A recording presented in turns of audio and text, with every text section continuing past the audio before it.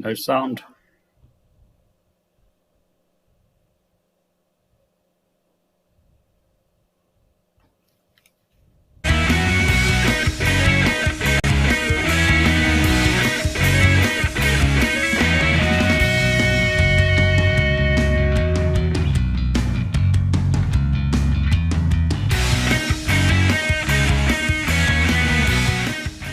Welcome to episode 25 of Motormouth.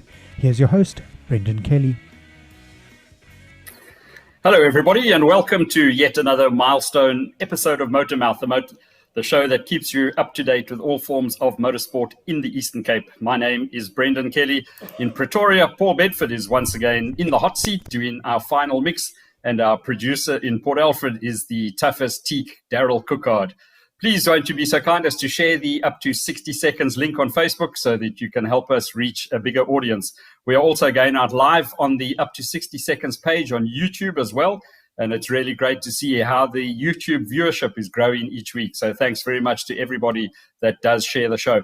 I follow the show live on Facebook on the up to 60 seconds page. So please feel free to ask our guests some questions as the show progresses, and we'll try and answer them as we go along.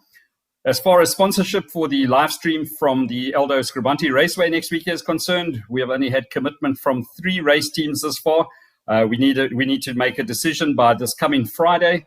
So please, we need to hire extra cameramen and extra equipment. So please, if anybody is able to get involved, you can either contact Daryl Cookard or myself for further details on the various packages that we have on offer. Our birthday boy this week is none other than Jan Dorfling, who celebrates his birthday today. Happy birthday, Jan. We trust that you have had a great day. On to some oval track news, and PE Oval Track Raceway had a very successful race meeting last weekend. Let's look at the results board. In the 1660 class, it was Derek Brink that managed to get the better of Edwin Drake and Shanae Skane. Brilliant drive from Shanae. She was in it right up until the very end. Then the heavy metals class, what a fantastic race. Eddie Banks once again proving what a brilliant talent he is. He had a great dice with Steve Antelick in the heavy metals class, went right down to the wire. Some brilliant action there. Dane van Tonder finishing in third place. In the 2.1 modifieds, it was Malcolm Else that controlled proceedings, got the better of Niels Vermaak and Daniel Renison. And then in the hot rod class, Jaco Pitto and Quinton Ellard, there was some good racing there, and Chanel van Tonder getting the third place. Then onto the standard V8 class. Here it was Frans Palm who managed to oust Marius Oosthuizen, Marius finishing in second place. Onto the American Saloons, Rudolph van Haastien surprisingly getting the better of the legendary Johnny Weitz. So Johnny Weitz finishing second and Helgaard Honeyball in third place. We were saddened to hear of the COVID-related death of Winston Whittle this morning. So on behalf of the Motormouth team, we offer our deepest sympathies to the Whittle family as well as to the PE OTR fraternity on the loss of the absolute legend Winston and Kathy Whittle. So in being involved in oval track racing for many, many years. So you guys are in our thoughts and prayers. And then best of luck to all the competitors that are heading to Oudtshoorn this weekend for the Klein Karoo Kampioenskap. I'm led to believe that there were over 140 pre-entries at midday today when the entries closed. There will be live streaming from this for this event as per usual, with Gary Fleming bringing you all the live action. On to our first guest tonight, and it's a man who has certainly arrived on the local race scene at speed, winning the street and fine class in his first outing. It's a very good evening to Ryan Visagie. Hi there, how's it going, Brennan? Great to have you on the show. At last, we managed to. We finally managed to get it right. We've tried. We've had connection problems, but we've certainly got you on the show at last, and the connection is brilliant. So welcome to the show. You've had some previous racing experience. Sorry? It's awesome to be here. Thanks a mil for the invite. Oh, great stuff, yeah. Now, there's just a slight delay, but then we'll just work around that. As I said, you've had some previous racing experience. Tell us where it all started for you. It goes back, I think it was 1997. I started racing in single-seaters. I did a race in the old Vodacom Sports 2000 at Kyalami, which was an absolute blast to start at the back and fight my way through the field. And then the year after that, I did a race in the original the Cup, when it was still the Polo Classic Cup. Back when the field was over 30 cars, and hell of an intimidating. You can imagine, with the likes of Martinus Breers and Henny Groenewold and Richard Roots, all racing in the same race and on the same grid as me. Yeah, that was really what fired it up for me. I missed a lot of road racing since between then and me kind of coming back now. In between that, I did some bikes, did a couple of track days with my road bike just to get the thrill of the track back in the blood again. But the Polo Cup racing, being in a saloon car, was what really got it going for me. And that was the only picture that was actually taken of me at Kyalami. Graham Nathan having his first ever Polo Cup race as well, just behind me there. And although he did beat me on the day, that's the only picture that counts, eh? The one of him behind me. Absolutely. Picture tells a story, and you were ahead of him at that stage. Oh, look, he's a lot bigger than me, so I might not be brave enough to say that to his face. Yeah. So then you made it back onto the circuit in the street and fine car class, where there were 11 entries the last time out. So it was guaranteed to provide lots of action. And the standout move for me during the race was your overtaking move in turn 5 on the last lap, which was absolutely brilliant. Tell us a little bit about that.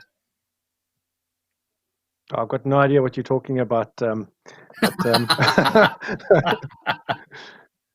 look, I've got to say it's a great series, because what's great about it is that it allows you to take your street car literally onto the track. And I think if you have some modifications, it makes it a bit easier, like having a set of semi-slick tires, the right brakes, and all that. But what's great is that the guys are all passionate about what they do. Doesn't matter what car they have. There was a whole mix of cars, and everyone absolutely loves what they're doing on the day, and has respect for everyone else. Yes, I got a little bit carried away, and there was an interesting move which led to some light bumper kissing. But anyway, it's all been sorted out since, and everyone's friends again. But I think overall it was such a blast, such a great day out. Yeah, you mentioned what a fantastic initiative it is. I mean, it gives you, an experienced racing driver a chance to get back and mix it up with absolute rookies. So that is brilliant. Yeah, and I think that's the thing.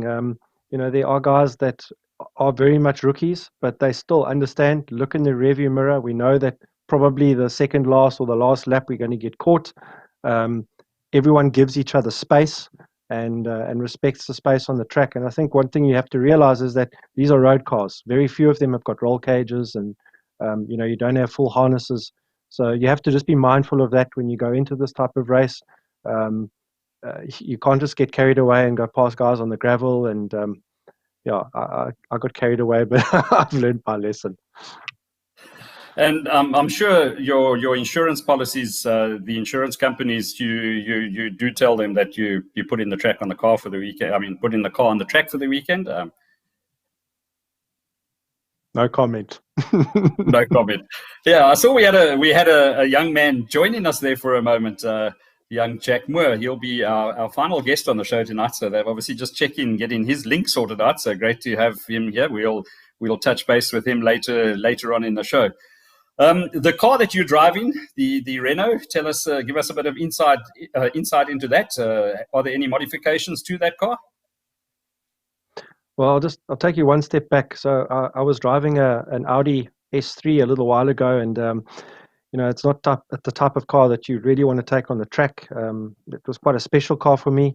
And February, I went through a midlife crisis, and I decided that this type of front-wheel drive car with a manual gearbox, no more S-tronic and dual clutch, this is the way to go.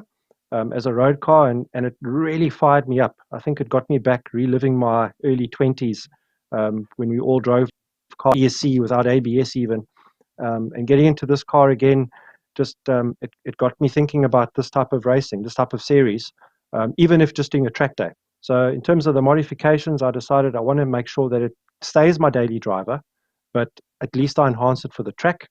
So I've done coilovers, made sure that they are relatively modest in terms of the ride height and damping. I've made sure that the damping's nice.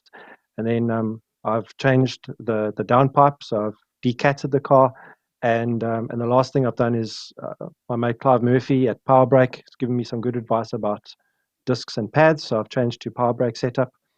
It's a normal size. I haven't gone big brake because I think that compromises your car as well from a road perspective. And yeah, I've got a dual brake pad strategy. So for the track, I've now got race pads, which I put in a day or two before, and then for the road, then I'll just go back to my standard pads again. And that can stay my daily driver. It's actually quite a good compromise. Did I hear you say roll cage as well? No roll cage, seat belt, airbags, and yeah, just hurrying cop, Brilliant. Before we go any further, I'd just like to thank Adele Bentz and Jeff Latham for the photographs that we're using here. They're always willing to let us use their photographs.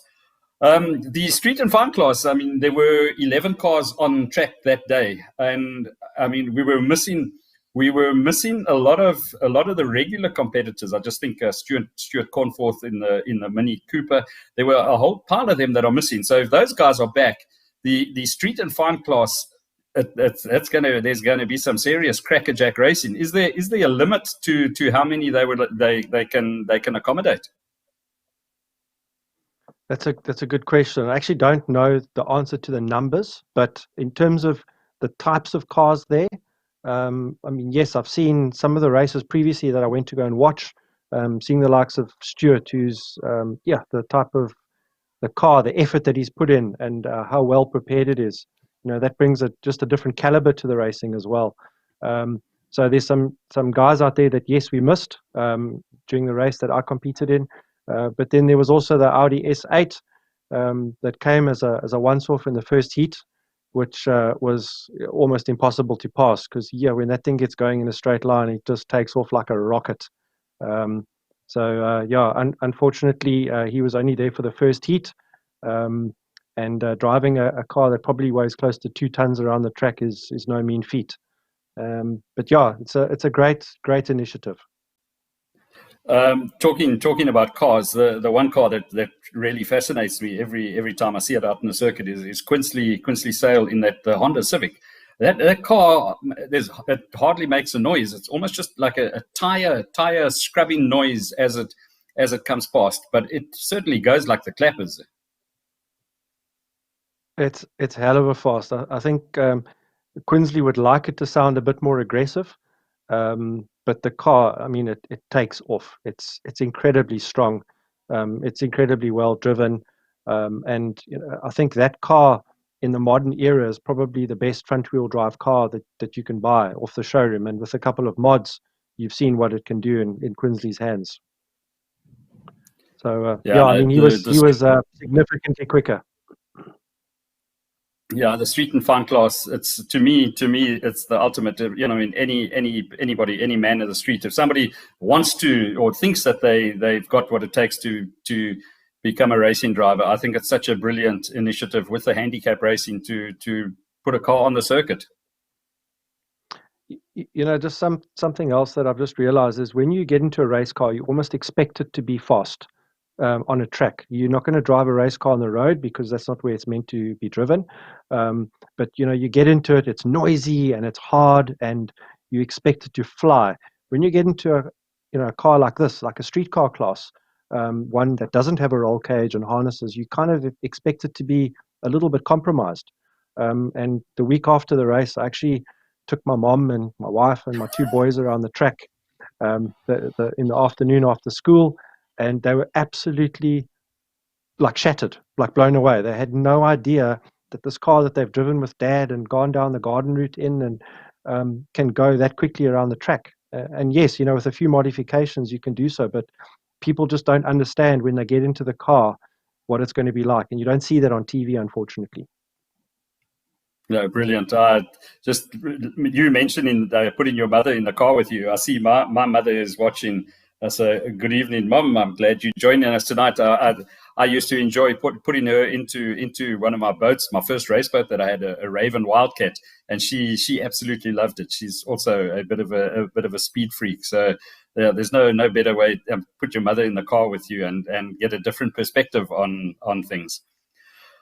You've obviously rubbed shoulders with a lot of well-known drivers out there. Who would you consider to be your hero? Well, geez, it's a difficult question to answer, but I think in my youth, when I was just starting out and going back to Technicon days, I bumped into a guy called Martinez Breers. Was considered to be one of the best front-wheel drive Group N drivers in his category at the time. He was racing Porsche Turbo Cup. We became friends, and then I kind of became his appy. And over the years, I learned a lot from him, sitting in the passenger seat around various tracks in his Golf and helping him to prepare it. And then realizing that being smooth counts for a lot on the track. You can be aggressive and wild and look spectacular, but sometimes a smooth driver looks very slow. Doesn't appear to be going very fast on the track when you look in car. But I realized from his lap times that he was smooth, but he was incredibly quick. So from a driver mentor point of view, Martinez certainly was mine. But there's so many brilliant drivers in this country. I still rate Leroy Poulter as probably the best all-round driver in the country. Even to this day, you can get in a car tomorrow and be just as quick as anyone else. But there's so many. There's too many to mention. Great stuff. We're going to go for an ad break. Ryan, thanks very much for joining us on the show. Finally, glad it all eventually worked out. And good luck, best of luck. I don't think the street and fun cars are running next weekend. I'm not too. I don't think they're on the program for next weekend. I think it's just such a busy day. Are they? They okay, are. They've only got two heats. Yeah. Okay, they've cut it down to 2 heats. And have you seen the entries for street and fun car? What they're looking like? I have only seen 4 or 5 entries so far. So it looks like a couple of people are missing again. I'll also be missing. I'm not going to be able to make it, but I'll definitely be back in the early part of the new year. Great stuff. Just before we say goodnight to you, just enjoy your party. And whose bedroom are you in? I can't say. It's a secret. I could tell you, but I'd have to kill you. Ron, thanks very much for being part of the show. We look forward to watching your progress next season. Great stuff, man. Awesome. Thanks so much. Cheers, guys. Cheers. Right, folks. With over 60 years of financial planning experience, Skybridge Capital has sound solutions for your financial needs. Our client commitment and unbiased approach enables us to build tailored investment portfolios for the individual and their changing circumstances. We specialize in retirement and estate planning, wills and deceased estates, as well as local and offshore investment planning. Right, folks, we're on to our next guest, and joining us from East London, it is motorcycle racer Travis Naude. Have we managed to get the link to Travis sorted out? It certainly looks like it. Good evening, Travis. Hey, Brennan, how are you? Hey, all right. Much better now that your connection seems sorted out. It's always nervous moments, and it always seems to go wrong the last couple of minutes before we go live. So great that we managed to get it sorted out. Yeah, that's working live on the internet. We've had some absolute horror shows along the way. Tell us, you recently made your national debut in the Kawasaki ZX10 class at Scribanti. Tell us how the day went and how that came about. Yeah, it was awesome. It's been something I've been wanting to do since as far back as I can remember. It's the longest running motorcycle series in South Africa. So, yeah, it's been something I've been wanting to do for a long time. there is an age limit to it of 35. So I've only just turned 35 last year, so I've only just qualified for it. So yeah, it was good to finally been something I've been wanting to do for ages, and I thoroughly enjoyed it. There's a really good group of guys, and they actually on the track. But it was a good day. A lot of fun. A little bit tough at first. I hadn't ridden for about 6 months. The last time I rode, I crashed pretty hard in PE, so I've just been fixing my bike up and getting ready to go out and track again. So yeah, it was a little bit tough on the Friday, getting used to being out on track again and trying to get over that mental block of turn one down. It was good. I thoroughly enjoyed it. Great stuff. Yeah, that was one of the things I was going to ask you about, the big tumble that you had in PE, and surely that must take you must take a bit of a psychological knock. You take some getting over something like that. Yes, absolutely. I think especially if it's a hard crash. I've crashed a couple times. This was probably the worst one I had, even though I was fine. But yeah, the end of the main straight, it's quite a hard place to crash, and I lost the front pretty hard there. So yeah, definitely, pretty much I'd say the whole of Friday I was trying to get over the jitters of turn one, But even though you think a lot of the time you're fine going through there, it still goes through your head, and I think probably going at about 90% effort through that corner for a couple of times, until you get used to it again. Yeah. Tell us what's going through your mind here. The start of yet another heat at Scribunti. What's going through your mind here? Oh, I'm bumping elbows with everyone into the first corner. I actually don't feel nervous on the start, to be honest. Going out of the pits, I have a bit of nerves, a bit of butterflies, but yeah, I had quite a good start. I think this was the second heat. I'm just trying to see where I was. This was the first heat, I think. Yeah, that was the start of the first heat. I kind of bogged the start a bit, did a couple of wheelies off the line, so it wasn't too great. I definitely redeemed myself a bit in the second race, but yeah, I think, even not riding for 6 months, there's no time to practice the start anywhere. So that was the first time I'd actually pulled off the line in a long time, and I love the starts, and it's quite hard sometimes to not crank that throttle all the way open, try and keep the front wheel down because you just want to go, So, but the first laps are always fun when everyone's close together, bumping elbows. That's what I live for in racing. I love it. Great stuff. I see Wade Wright has joined us. He says my hero, and Etienne else watching as well. So welcome to the show, guys. Getting some support there from Wade. Yeah, Wade's my buddy in East London. Yeah, no, you guys have had some decent racing along the way. But geez, Wade's certainly been putting in some good performances around Scribunti of late. Yeah, he has. He's improved well. He's only started last year sometime, and he's quite a good motocross racer. Well, he thinks so anyway. But no, he's taken very well to the bikes and to the road bikes. He's doing very well. Back to the ZX10, the Masters class. Yeah, it must be a bit strange, racing against older guys. But surely it must there must be a lot of maturity, and it must be very different. You haven't got these young whippersnappers flying through and dive bombing you on the inside, and that. Do the guys take it the racing just as seriously, or is it a lot more mellowed? Yeah, absolutely. I think they still take it just as seriously, but along with the maturity, I suppose maybe comes a bit less risk, more brains. When you're riding with the younger guys, I've done a couple of national races, and